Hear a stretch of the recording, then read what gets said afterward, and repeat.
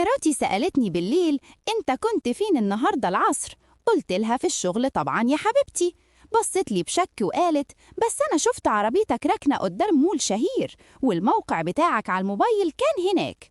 قلبي وقع في رجلي، لأني فعلا كنت مع صحابي بنلعب بلاي ستيشن وزوغت من الشغل. عيب تشوف اسم سيدنا محمد قدامك وما تعملش إعجاب ولا حتى تصلي عليه في التعليقات. فقررت أعمل فيها هجوم وأقلب الترابيزة وقلت لها: أنتي بتراقبيني، دي قلة ثقة وأنا مش هسمح بكده.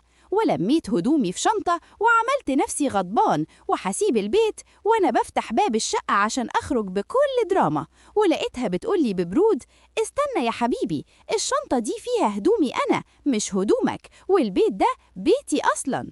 استغربت وقلت لها: أنتي بتقولي إيه؟